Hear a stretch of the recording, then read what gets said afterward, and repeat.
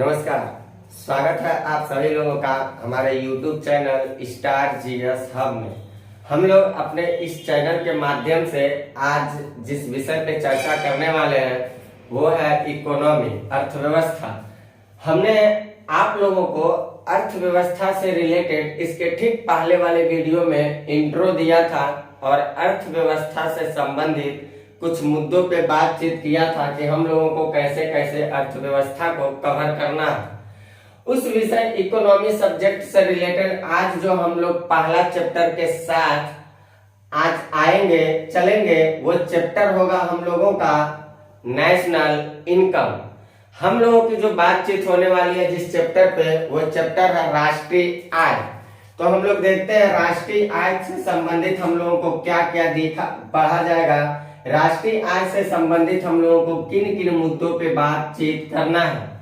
तो राष्ट्रीय आय से संबंधित हम जो बातचीत करेंगे पहले तो हम लोग देख लेते हैं कि राष्ट्रीय आय क्या है। सबसे पहली बात तो हम राष्ट्रीय आय से संबंधित हम लोग ये देखेंगे कि राष्ट्रीय आय यानी कि नेशनल इनकम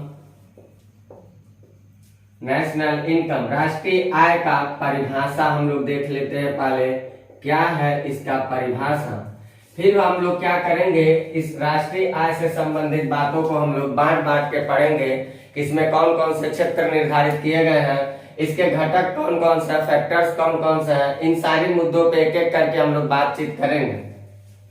जो राष्ट्रीय लिखा है, राष्ट्रीय का मतलब होता है यहाँ पे नेशनल यानी कि राष्ट्र में जितनी सारी चीजें आ गई कहां से आ गई जरा उसको देखते हैं हम लोग। तो इसको अगर हम लोग परिभाषित करना चाहे तो किताबी भाषा में पहले हम लोग ऐसे कहेंगे कि कोई भी अगर देश हो, कोई भी देश हो, किसी भी देश की अर्थव्यवस्था में एक वित्तीय वर्ष हम लोगों को याद रखना है, एक फाइनेंशियल ईयर को याद रखना है। ये बात याद रखना है, एक वित्तीय वर्ष के दौरान किसी भी देश की अर्थव्यवस्था में उस देश के समस्त नागरिकों और निवासियों के द्वारा जितना सारा अर्जित आय होगा वो उस देश का राष्ट्रीय आय कहलाएगा। इस परिभाषा को हम लोग अपने भाषा में लिख लेते हैं। हम लोगों को क्या करना है, लिखना है किसी भी देश की अर्थव्यवस्था में, किसी भी देश की अर्थव्यवस्था में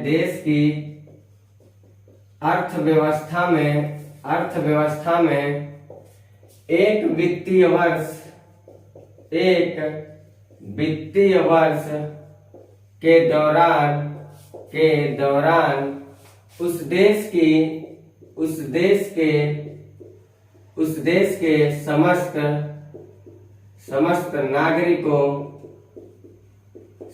नागरिकों एवं निवासियों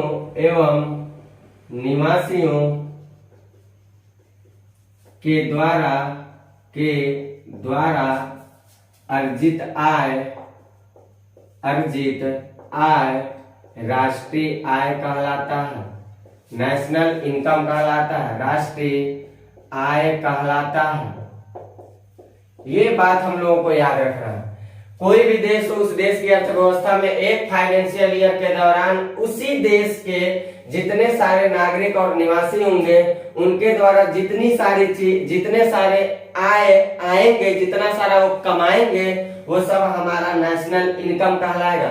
एक भाषा बस ऐसे जानिएगा, देश के अंदर जितनी सारी चीजें आ गई कमा के वो सब हमारा राष्ट्रीय आय है, वो सब हमारा क्या कहलाएगा, राष्ट्रीय आय कहलाएगा। यानी कि राष्ट्रीय आय में हम कहें अगर कि कौन कौन शामिल किया जाएगा तो आप यही कहिएगा कि राष्ट्रीय आय जो होता है, नेशनल इनकम जो होता है, नेशनल इनकम में कौन कौन शामिल होंगे तो एक नागरिक हो रहे हैं और प्लस निवासी हो रहे हैं, नागरिक प्लस निवासी के आय ये हमारे उसी देश के नागरिक और उसी देश के निवासी के आय जो होते हैं वो नेशनल इनकम कहलाते हैं।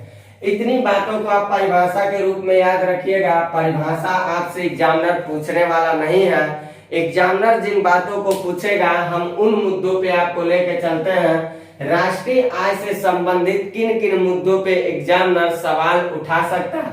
वैसे परिभाषा आप इसको याद रखिएगा, ये डेफिनेशन याद रखिएगा, और यहाँ पे एक बात याद रखिएगा, एक वित्तीय वर्ष समय को याद रखिएगा, निवासी को याद रखिएगा और नागरिक को याद रखिएगा। नागरिक और निवासी के द्वारा अर्जित जो आय होता है एक वित्तीय वर्ष में किसी भी देश में, वही हमारे देश का राष्ट्रीय आय कहलाता है। हम लोग चलते हैं अब इसमें देखते हैं एग्जाम के नजरिए से कैसे सवाल आते हैं नेशनल इनकम से रिलेटेड। तो हम लोग राष्ट्रीय आय के क्या पढ़ेंगे, राष्ट्रीय आय के क्षेत्रक हम लोग देखते हैं क्या क्या इसके क्षेत्रक निर्धारित किए गए हैं। तो इस मुद्दे पे अगर हम लोग बातचीत करेंगे तो हम लोगों को राष्ट्रीय आय के जो क्षेत्रक मिलेंगे इसमें हम लोग 3 प्रमुख क्षेत्रक को पढ़ेंगे। राष्ट्रीय आय के 3 प्रमुख क्षेत्रक पढ़ेंगे। तो इसको न हो तो हम लोग ऐसे कर लें तो और बढ़िया रहेगा, आप लोगों को नोटबुक भी बनाने में और अच्छा रहेगा। राष्ट्रीय आय के क्षेत्रक को हम लोग यहाँ अगली बात क्या पढ़ेंगे, राष्ट्रीय आय के क्षेत्रक। तो राष्ट्रीय आय के जो क्षेत्रक है उसको हम लोग 3 भाग में पहले बांट देते हैं। एक प्राइमरी सेक्टर कर लेते हैं, एक सेकेंडरी सेक्टर कर लेते हैं और एक हम लोग तृतीय क्षेत्रक करेंगे, यानी कि टर्शियरी सेक्टर के बारे में बातचीत करेंगे। तो हम लोग एक सेक्टर जो लिखते हैं वो लिखते हैं प्राथमिक सेक्टर, यानी कि प्राथमिक क्षेत्रक होंगे, प्राथमिक क्षेत्र। दूसरा हम लोग लिखते हैं द्वितीयक क्षेत्र, द्वितीयक सेकेंडरी जिसको हम लोग कहते हैं द्वितीयक क्षेत्र। और एक लिखेंगे हम लोग तृतीयक क्षेत्र जिसे हम लोग टर्शियरी सेक्टर कहते हैं, टर्शियरी जिसको हम लोग टर्शियरी सेक्टर कहते हैं। तो ये 3 सेक्टर है, इन तीनों सेक्टर से रिलेटेड हम लोगों को क्या क्या याद रखना है, जरा उन मुद्दों पे हम लोग बातचीत करते हैं। जो प्राथमिक क्षेत्रक होता है एकदम बिल्कुल आसान भाषा में समझिएगा। जो प्राथमिक क्षेत्रक होता है कुल मिला के एक भाषा में कहिएगा कि जितना सारा प्रकृति के ऊपर निर्भर हुए हम लोगों के होते हैं, जितनी सारी चीजों को प्रकृति डील करती है वो सारे के सारे कामकाज प्राथमिक क्षेत्र में आते हैं। इसीलिए प्राथमिक क्षेत्र को जनरली कृषि क्षेत्र से भी जाना जाता है, प्राथमिक क्षेत्र को जनरली कृषि क्षेत्र से जाना जाता है। और प्रकृति द्वारा उत्पादित जितनी सारी वस्तुएं होती हैं उन सारे रॉ मटेरियल को हम लोग प्राथमिक क्षेत्र में दर्ज करते हैं, उन सारे रॉ मटेरियल को हम लोग प्राथमिक क्षेत्र में दर्ज करते हैं। इसके अलावा जितनी सारी चीजें प्रकृति के ऊपर निर्भर होती हैं, जिनको ऑलरेडी प्रकृति अपने हिसाब से रेगुलेट करता है, वो सब के सब प्राथमिक क्षेत्र में आते हैं। इसमें पहली बात हम लोग ये लिखेंगे, इसे कृषि क्षेत्र भी कहा जाता है, प्राथमिक क्षेत्र यानी कि इसे कृषि क्षेत्र भी कहा जाता है, कृषि क्षेत्र भी कहा जाता है। और जो उदाहरण होते हैं उसी उदाहरण को एग्जामिनर बार बार सवाल पूछता है। तो इसमें एग्जाम्पल क्या होंगे, जैसे कृषि होगा कृषि, जैसे पशुपालन होगा पशुपालन, जैसे वानिकी होगा वानिकी, जैसे मत्स्य पालन होगा मछली पालन, मत्स्य पालन होगा मत्स्य पालन, जैसे मुर्गा पालन होता है मुर्गा पालन। हम लोग खनन करते हैं, खनन करके हम लोग क्या करते हैं, रॉ मटेरियल को निकालते हैं। तो खनन हम यहाँ लिख सकते हैं, खनन लिख सकते हैं। इसके अलावा हम लोग क्या लिख सकते हैं, इसमें बहुत सारे क्षेत्र, जब हम लोग पहाड़ी क्षेत्रों में जाते हैं तो बहुत सारे जितने झरना आते हैं, पहाड़ आते हैं, पहाड़ी आते हैं, नदियां हैं, ये इत्यादि हम कर देते हैं। ऐसे तमाम सारे इसके एग्जाम्पल दिखाई देते हैं। और सब देखिए कृषि है, कृषि प्रकृति के ऊपर है, प्रकृति के तापमान, उसके क्लाइमेट चेंजेस, उसी के अनुसार बारिश हुआ, फसल हुआ, नहीं हुआ, या जिस फसल को वर्षा नहीं चाहिए बहुत वर्षा दे दिया फसल खराब हो गया, जिस फसल को वर्षा चाहिए टेम्परेचर ज्यादा दे दिया, वर्षा ही नहीं दिया, फसल खराब हो गया। कोई भी इसमें कोई भी आप ऐसे कहिएगा, जितना सारा प्रकृति जिसको डील करता है, जितनी प्राकृतिक घटनाओं के अनुसार डील किए जाते हैं, सब के सब प्राथमिक क्षेत्र में आते हैं। और प्राथमिक क्षेत्र अगर आप समझ गए, अगर आप प्राथमिक क्षेत्र को समझ गए तो निसंदेह आप द्वितीयक क्षेत्र को समझ जाएंगे। यहाँ द्वितीयक लिख लीजिएगा, सेकेंडरी सेक्टर है, द्वितीयक क्षेत्र को समझ जाएंगे। द्वितीयक क्षेत्र क्या होते हैं जरा इसको हम लोग देख लेते हैं। तो प्राथमिक क्षेत्र से जो प्राथमिक क्षेत्र होते हैं, इन्हीं प्राथमिक क्षेत्रों में हम लोग क्या करते हैं, ये प्राथमिक क्षेत्र जो होते हैं, खनन हमने यहाँ लिखा, अभी मैं कुछ शब्द बताऊंगा, जैसे खनन लिखा है तो यहाँ उत्खनन होगा। तो खनन क्या होते हैं, उत्खनन क्या होते हैं, निर्माण क्या होते हैं, विनिर्माण क्या होते हैं। अभी कुछ मैं इन बातों पे बातचीत करूंगा, समझाऊंगा आपको, उसको समझेंगे आप। पहले यहाँ हम लोग ये देखते हैं कि जितनी सारी प्राथमिक क्षेत्र की चीजें होते हैं जो प्राकृतिक रूप से घटनाएं घटित हो रही हैं, इन्हीं प्राकृतिक घटनाओं से घटित या प्राकृतिक गतिविधियों में पाए जाने वाले तत्वों को हम जब क्या करते हैं, उठा के लाते हैं और उसको किसी रूप में बना देते हैं, कोई उसका नया रूप रंग आकार बना देते हैं, तो वो हो जाता है द्वितीयक क्षेत्र, वो हो जाता है सेकेंडरी सेक्टर, उसी को कहते हैं द्वितीयक क्षेत्र। इसीलिए द्वितीयक क्षेत्र को, जैसे यहाँ प्राथमिक क्षेत्र कृषि है, तो यहाँ द्वितीयक क्षेत्र को क्या कहते हैं, इसे औद्योगिक क्षेत्र कहते हैं, इसे औद्योगिक क्षेत्र कहते हैं, क्षेत्र कहते हैं। और औद्योगिक क्षेत्र काहे कहते हैं जरा इसको समझ लीजिएगा। सपोज करिए हमने खुदाई किया और कच्चे लोहे को निकाला, कच्चे लोहे को निकाला और उसको क्या किया, ले आया, राज जो मटेरियल है उसको ले करके आया, फैक्ट्री लगाया, फैक्ट्री में क्या किया, लोहे को गला करके मैंने एक गाड़ी बना दिया, लोहे के गला के मैंने एक सरिया बना दिया, घर बनाने में काम आया, लोहे को गलाया मैंने ट्रक बनाने के निर्माण में सहयोग ले लिया, लोहे को गलाया, टीना को लाया, तांबा को लाया, जस्ता को लाया, कोयला को लाया, इन सारी चीजों की खुदाई हमने किया। और खुदाई करने के बाद उसको जब नया रूप बनाते हैं, तो जो नया रूप बनाते हैं वो सेकेंडरी सेक्टर होता है। जब तक वो अपने पुराने रूप में रहता है तब तक वो प्राथमिक क्षेत्र कहलाता है। जब उसको हम बना देते हैं तो उसका नया रूप दे देते हैं तो सेकेंडरी सेक्टर कहलाता है। इस बात को आप याद रखिएगा। यानी सपोज करिए हमने यहाँ से प्राथमिक क्षेत्र से कोयला को लिया, प्राथमिक क्षेत्र से कोयला को लिया, ला के धकाधक हमने बिजली बना दिया। तो जो बिजली हाउस है जहां से हम बिजली को बना रहे हैं, वो पूछेंगे कौन से सेक्टर में आएगा, तो कहेंगे सेकेंडरी सेक्टर में आएगा। लेकिन बिजली जो बना रहे हैं उस बिजली को बना किससे रहे हैं, कहेंगे कोयला से। तो कोयला क्या है, तो कोयला कहेंगे प्राथमिक क्षेत्र है, प्राइमरी सेक्टर है।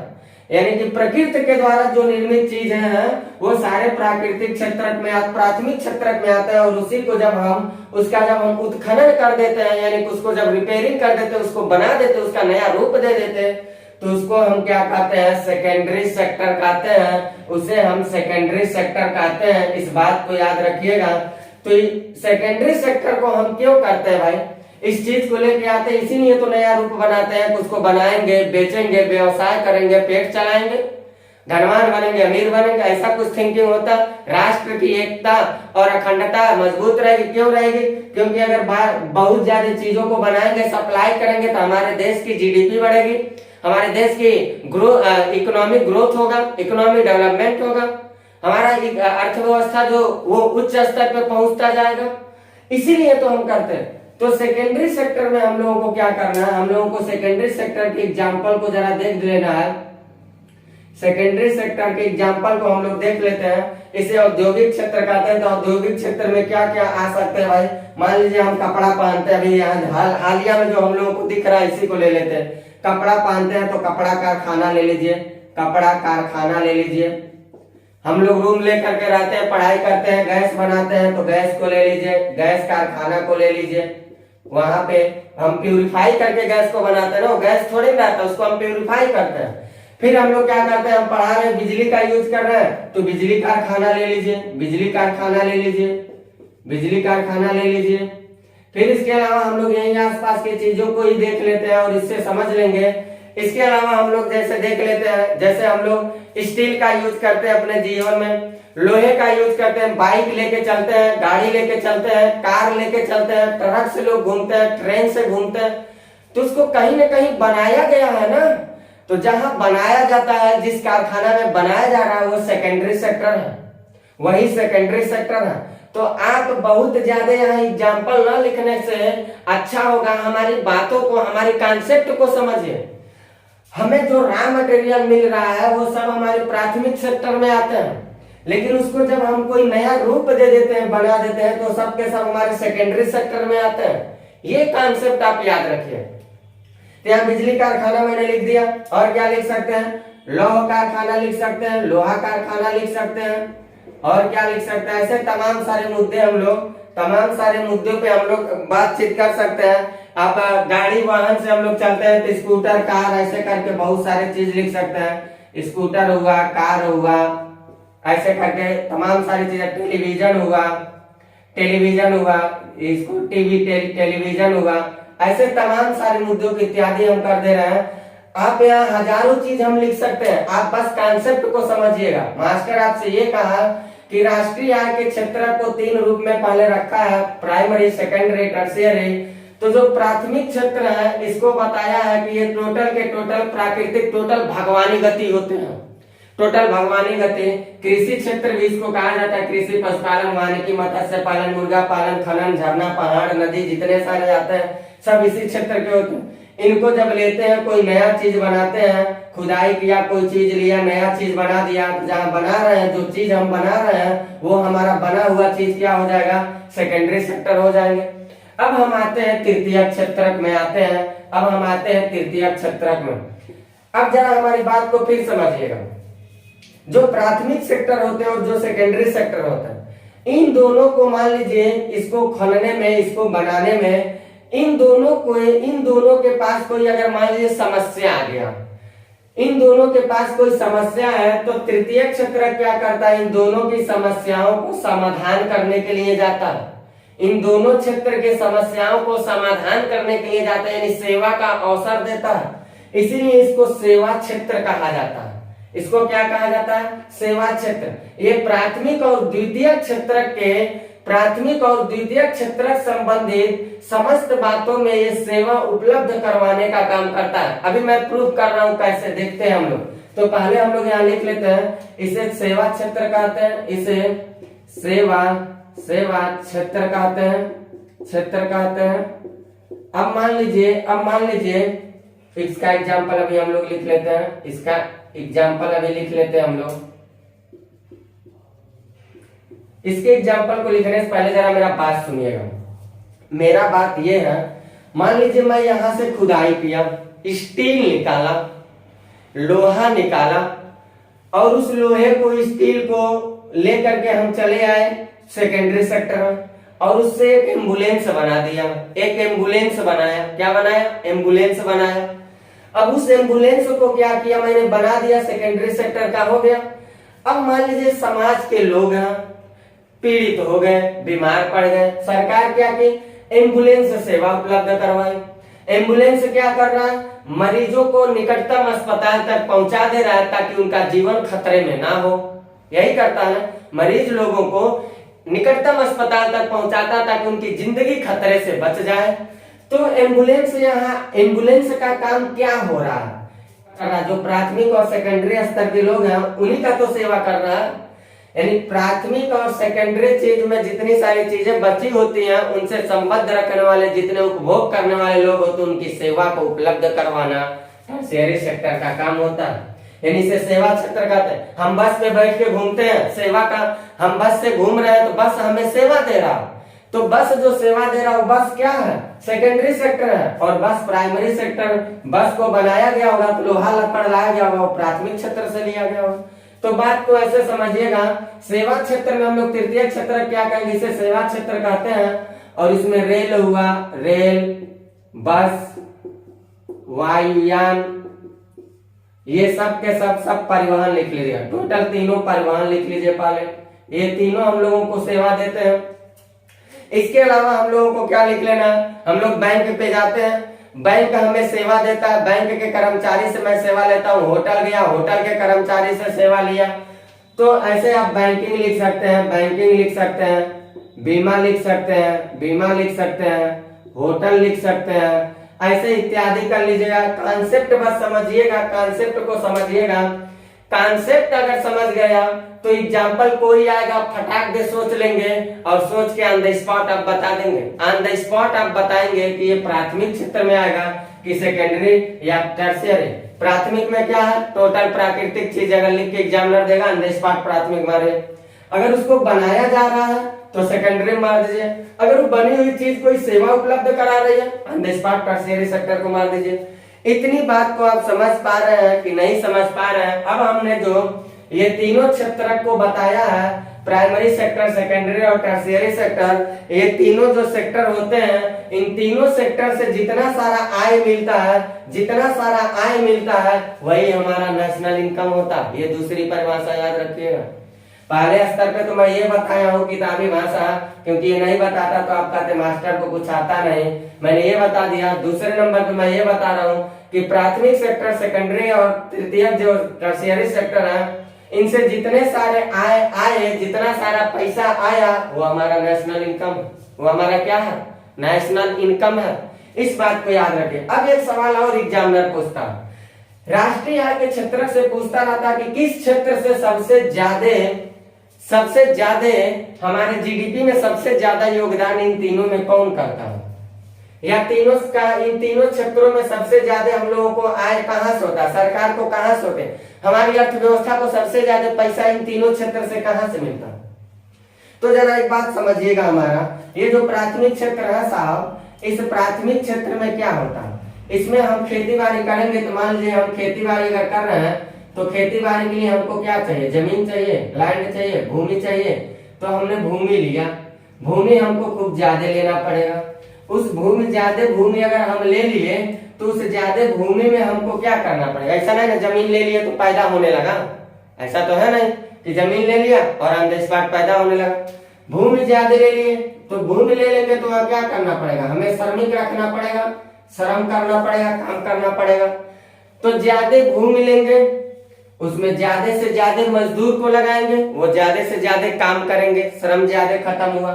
तो ये दोनों काम जब कर लेंगे तो उनको मिलेगा क्या, जितना भूमि लिए थे, जितना काम किए, पता चला जब वो फसल बेचारा काट के लाएगा और लेकर जाएगा जब मार्केट में अपने प्रोडक्ट का सप्लाई करने, तो पता चला यहाँ पे अगर धान उगाने के लिए वो 10 हेक्टेयर भूमि लिया था और तमाम श्रम का यूज किया, तमाम पैसा, पानी, बिजली खर्च कर दिया उसको उगाने में, और लेकर के जब जाएगा मार्केट में बेचने, तो मार्केट में बेचने जब जाएगा तो उसको मिल कितना रहा है, पता चल रहा है कि 5 रुपया पर केजी उसको उगाने में लग गया, तो 4 रुपया पर केजी उसके धान की कीमत मिल रही है। ऐसा भी होता है। यानी कि कुल मिला के बात ये कहना कि ये सेक्टर जो होता है, इन तीनों सेक्टरों में सबसे घाटे का सेक्टर होता है। और ये घाटे का सेक्टर क्यों होता है, थोड़ा मैं चैनल पे होती है सब बातें ज्यादा डिबेट नहीं हो सकते।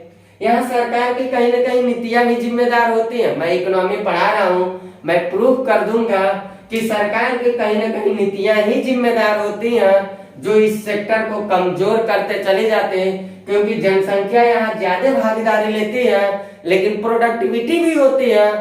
प्रोडक्टिविटी और जनसंख्या दोनों को ज्यादा होने के बावजूद भी ये सेक्टर पैसा नहीं देता, तो आप क्या समझ सकते हैं, ये आप खुद समझिए।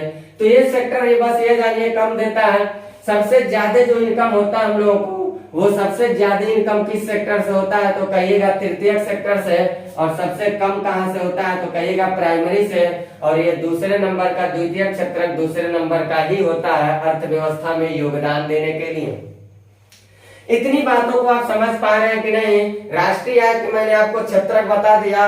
अब मैं चल रहा हूँ फैक्टर्स ऑफ नेशनल इनकम के बारे में बातचीत करने। What is the factors of national income in Indian economic concept के रिलेटेड। तो हम लोग करते हैं इस मुद्दे पे बातचीत। लीजिए इसका स्क्रीनशॉट। हम लोग देखते हैं और राष्ट्रीय आय से संबंधित हम लोगों की जो बातचीत चलने वाली है वो मैंने आपको क्षेत्रक बता दिया। अब घटक के बारे में हम आपसे बातचीत करने वाले हैं। हमारी बातचीत अब आपसे घटक के बारे में होने वाली है। राष्ट्रीय आय के घटक, इन मुद्दों पे हम लोग करते हैं बातचीत।